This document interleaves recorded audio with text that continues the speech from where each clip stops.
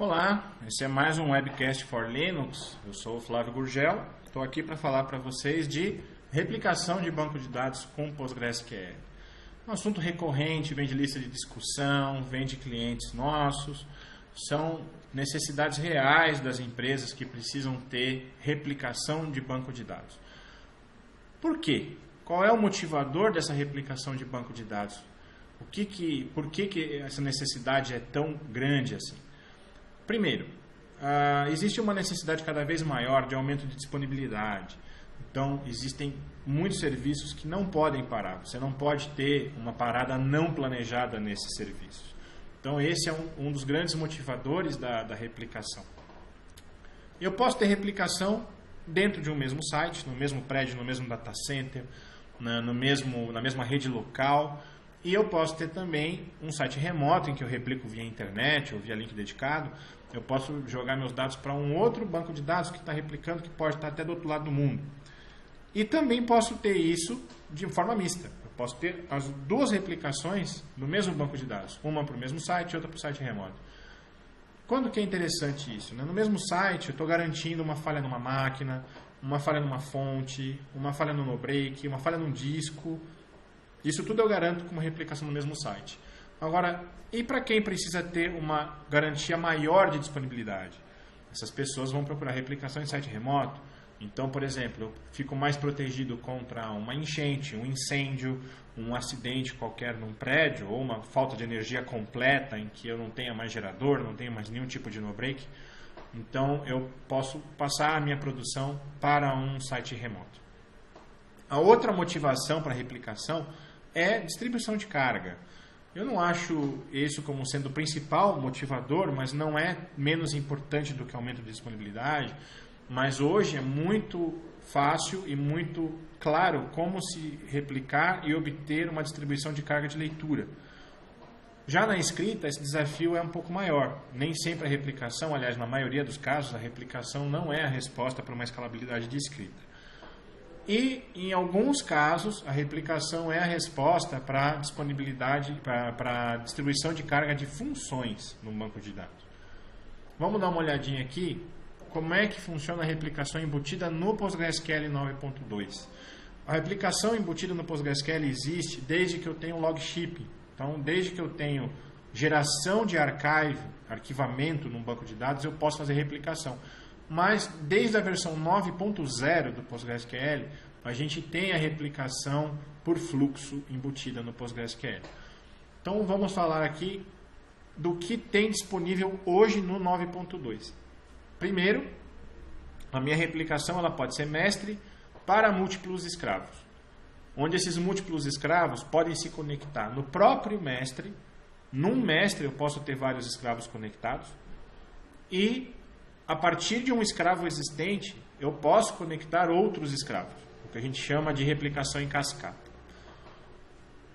Posso fazer misto? Posso ter um escravo e vários em cascata? Posso ter um monte de escravos no mestre e só um na cascata? Sim, isso aí é você que decide. É claro que a carga de replicação vai ficar em cima dessas máquinas. Então, se eu colocar conectado no mestre vários escravos, eu vou ter uma carga no mestre que pode não ser interessante, mas em cascata eu posso ir distribuindo, caso eu precise de muitas réplicas, né? Eu tenho uma replicação por streaming embutida no PostgreSQL 9.2, além do logshipping. O que é streaming? É um fluxo de dados. Então, quando eu tinha logshipping, eu tinha que esperar um arquivo completo para fazer esse arquivamento de 16 megabytes por padrão no PostgreSQL. Eu precisava esperar esse arquivo estar completo para ser arquivado e, consequentemente, replicado. Hoje, com o streaming, eu não preciso mais esperar. Com o streaming, ou fluxo de dados, eu coloco cada vez que uma transação de escrita é finalizada, eu já posso transmiti-la para os escravos. Agora, tem uma informação importante na replicação embutida, que ela pode ser uma vantagem para alguns e uma desvantagem para outros. A replicação é para todo o cluster. O que é um cluster de dados PostgreSQL? Eu sempre falo nas apresentações, nos cursos. Um cluster é o conjunto de banco de dados que está numa instância PostgreSQL. Não é um cluster, como o pessoal conhece, várias máquinas atendendo o mesmo serviço. Não é isso. Um cluster PostgreSQL é o diretório de dados do PostgreSQL e o seu serviço Postgres que está em cima dele. Tá? A replicação embutida replica todo esse cluster. Ou seja, todos os bancos de dados que estão ali, todas as operações que estão em todas as tabelas, tudo isso vai ser replicado. Isso é uma vantagem para mim no seguinte sentido. Se eu tiver que criar novos bancos de dados, novos usuários, novos objetos em geral, tudo isso é replicado. 100% é replicado. Então não preciso me preocupar em ficar administrando o que está sendo replicado ou não. Por outro lado, que eu considero a desvantagem para algumas pessoas, é que eu não posso fazer uma replicação só de uma tabela, ou só de um banco de dados, ou de alguns bancos de dados. Eu tenho que replicar tudo que está naquele cluster. Mas isso, claro, se resolve, se você precisar realmente, você pode dividir um cluster em vários clusters para poder obter a replicação um pouco mais, vamos dizer assim, granular. E desde a versão 9.0 é permitido eu fazer hot standby. Ou seja, os servidores escravos vão aceitar conexões de leitura. Ou seja, eu posso fazer select lá.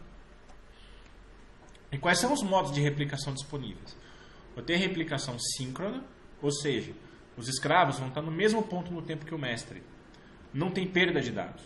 Se um mestre falhar na replicação síncrona, os escravos têm exatamente os mesmos dados que o mestre tinha.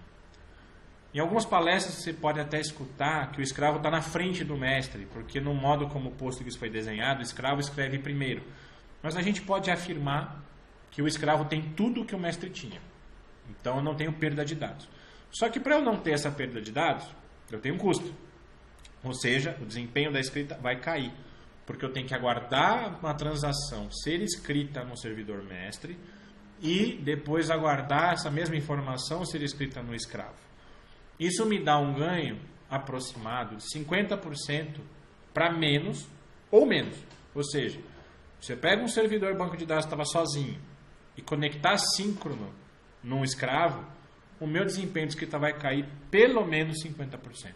Isso nos melhores tunnings, nas melhores redes que eu já consegui trabalhar, o que eu obtive foi isso. Máquinas muito boas, discos muito bons. Então fica claro que a replicação síncrona ela é muito útil para uma replicação dentro de um mesmo site. Ou seja, numa rede rápida, com baixa latência. Agora eu tenho a replicação assíncrona, ou seja, os escravos estarão sempre um pouco atrasados em relação ao mestre, mas não inconsistentes.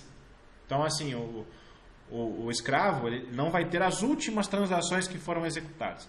Isso num banco de dados que escreve pouco pode ser até zero. Um banco de dados de data warehouse, por exemplo, em que você tem cargas de dados ao longo do dia, os escravos vão estar sincronizados praticamente, né? Agora no OLTP eles vão estar sempre um pouquinho atrasados em relação ao mestre. Mas quando eu tenho uma replicação de longa distância, que eu tenho latência muito alta de rede, esse é o único jeito de replicar, na maioria dos casos. Imagina que eu tenho um tempo de ping de 2 segundos de um site para o outro. Como é que eu vou usar a replicação síncrona aí? Não dá. Então a replicação assíncrona ela é útil para replicação de longa distância porque ela não afeta o desempenho de escrita do mestre. Ok? Então essa aí é o critério de decisão. O critério de decisão é, minha rede tem latência baixa?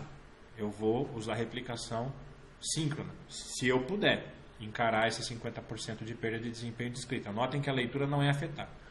Minha rede tem uma latência alta, eu vou para a replicação assíncrona e tenho alguma garantia de que os meus dados estão replicados. Pode estar um pouco atrasado, mas se eu tiver uma catástrofe muito grande, eu tenho pelo menos os meus dados o mais atualizado possível. Só para constar, gente, eu tenho aí replicações lógicas, além da replicação nativa do PostgreSQL, que vocês podem usar para quando vocês precisarem de mais granularidade. Então, no caso, Sloan e Bucardo, os dois fazem mestre para múltiplos escravos de forma granular. Eu escolho até a tabela que eu estou replicando. E no caso do Bucardo, eu tenho replicação multimestre. Como que a replicação multimestre é útil? No caso das funções que eu mostrei para vocês. Se eu tenho funções em excesso no banco de dados, eu tenho muito consumo de CPU. Com o modelo multimestre do Bucardo, eu consigo escalar isso daí. E, assim como o Bucardo, eu tenho o XDB, da Enterprise DB, nossa parceira aqui da For Linux, que eu tenho a replicação, como se fosse o Bucardo, mais um suporte de replicação entre bancos de dados diferentes. No caso, entre Oracle e PostgreSQL. Eu posso replicar de um para outro e vice-versa. E a ferramenta gráfica de administração do XDB, que é bastante interessante, permite você ver todo o status da sua replicação, é bem interessante. Agora vamos lá. Falei de replicação. Dá para fazer um demo rapidinho, como é que replica? Dá sim. Primeiro, no mestre, eu preciso ajustar o arquivo postgresql.conf a partir de um PostgreSQL padrão, ajustar o pghba.conf e reiniciar o PostgreSQL. Só isso. Claro, tem que criar o usuário de replicação, mas em termos de configuração é muito rápido. Vamos mostrar. Então temos aqui, já tenho pronto aqui 2 Debians. Tá? Em cima eu tenho o Debian 1, que vai ser o meu mestre. Embaixo eu tenho o meu Debian 2, vai ser o meu escravo. Se eu rodar o comando PS aqui, vocês vão ver que tem um PostgreSQL rodando aqui e outro rodando aqui embaixo.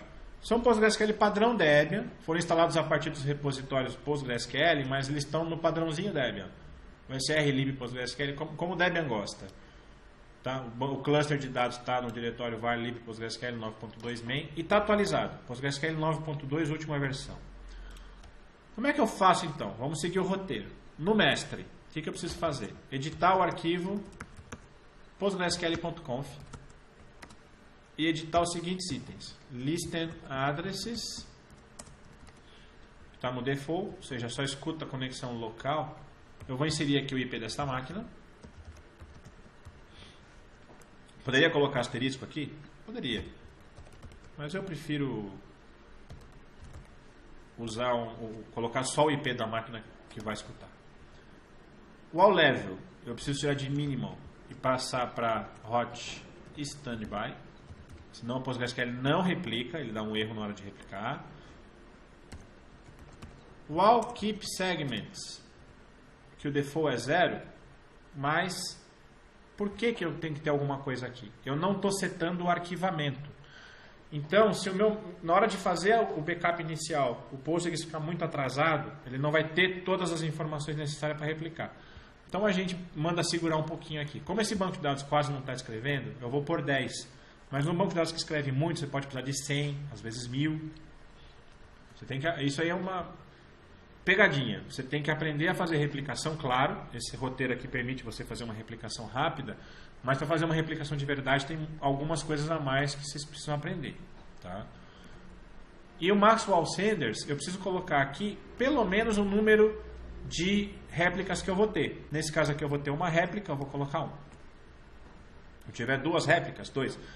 Cada réplica conectada neste mestre. Lembrando bem. Terminei essas ações, edito e salvo o arquivo. Agora eu vou editar o pghba.conf.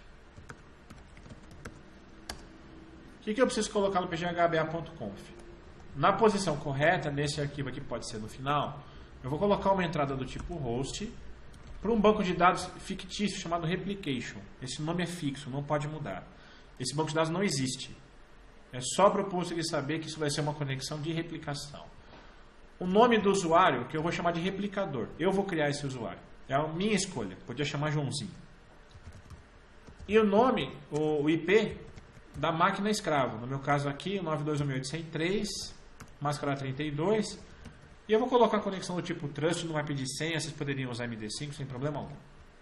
Salvei e reiniciei o PostgreSQL. Ou seja, as configurações estão feitas. Agora, eu vou criar aquele usuário. Notem que é uma instalação padrão, não fiz configuração nenhuma. Vou criar um usuário chamado replicador. E ele vai ter uma flag chamada replication.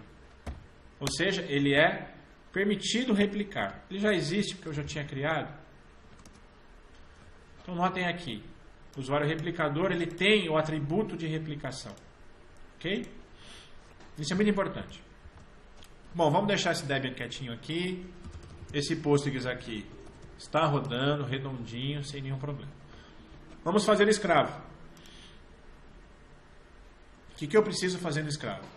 Eu preciso fazer uma parada do meu PostgreSQL que estiver rodando, fazer um base backup, criar o recovery.conf, ajustar a máscara do diretório caso tenha mudado, iniciar. É muito, muito simples. Vamos fazer juntos aqui. Primeiro parar. Paramos o PostgreSQL. Depois, eu vou remover o banco de dados atual que tem aqui. Só vou remover o conteúdo do diretório. Eu vou deixar o diretório intacto para não ter que fazer novamente o ajuste de máscara. Agora eu vou usar essa ferramenta PG Base Backup, só que eu vou fazer como Postgres, porque ele é o dono do cluster, né? Para o PG Base Backup, que é uma ferramenta que poucos conhecem, eu passo o parâmetro "-d", o diretório onde eu quero que o meu backup caia. Esse diretório tem que estar vazio, por isso que eu removi antes lá. E as outras opções são as opções idênticas ao do PSQL, por exemplo, "-h". Esse aqui é o IP do servidor mestre e o usuário de replicação. O usuário, no meu caso, que eu chamei de replicador. Depois que eu dou esse comando, ele faz o backup, usando uma conexão Postgres em 432. Notem que eu não precisei de SSH, rsync, nada disso. Essa informação aqui, gente, é justamente porque, como eu não habilitei o arquivamento, eu tive que colocar aquele parâmetro wall_keep_segments lá. Tá? É uma nota, não é um erro, ok? Então, se o seu banco de dados estiver andando muito rápido, com muitas transações, pode ser que faltem alguns segmentos. Ele só está me avisando isso, não quer dizer que vai acontecer. Muito bem, o que mais eu tenho que fazer? Eu tenho que criar o arquivo recovery.conf. Eu vou copiar, porque eu tenho ele pronto aqui, para evitar a digitação. Eu deixei no diretório de backup um arquivo pronto, recovery.conf aqui, como recovery.done, que era do meu teste anterior. E vou jogar dentro do main como recovery.conf. Vamos olhar o conteúdo desse arquivo.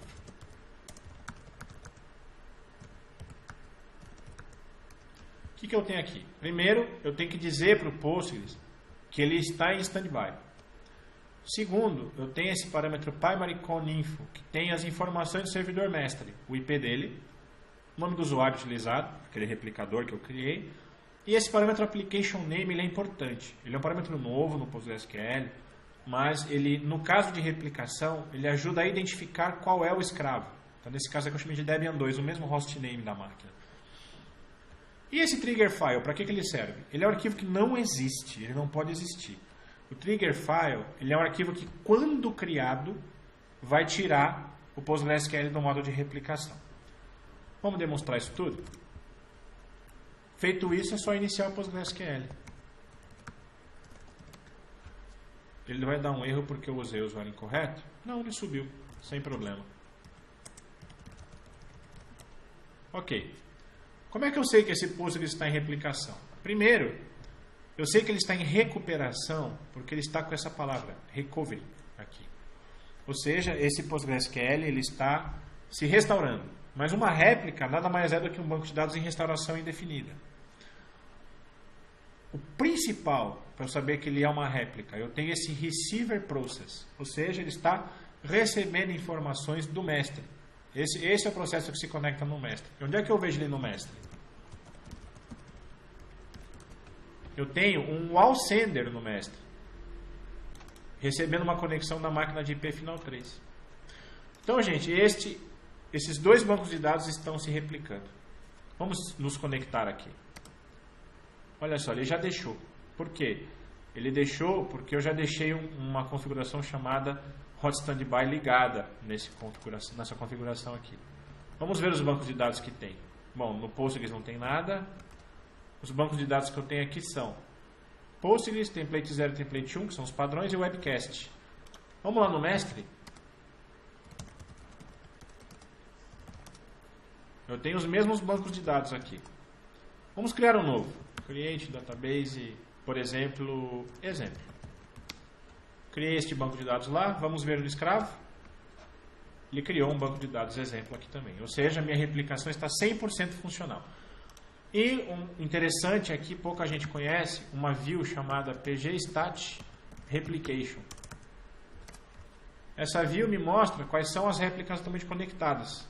Vou colocar em modo expandido para ficar mais fácil de olhar. Então, basicamente, eu tenho uma linha, aqui aparece no formato tabular, mas é uma linha, é um registro dessa view, me mostrando que eu tenho uma réplica com o usuário replicador na máquina cujo application name é Debian2, lembra que eu falei para vocês que era importante esse nome? Deste IP, e no modo assíncrono. Ou seja, eu já tenho uma replicação funcional em modo assíncrono aqui. Numa outra ocasião, a gente pode talvez aí falar de modo síncrono, fazer alguns outros exemplos, mas eu recomendo que vocês a partir daqui sigam as experiências de vocês. Para finalizar o webcast, como é que eu faço para promover escravo a mestre? Muita gente pergunta isso daí. Então eu vou mostrar para vocês aqui. Como é que eu sei que uma máquina está em modo de replicação?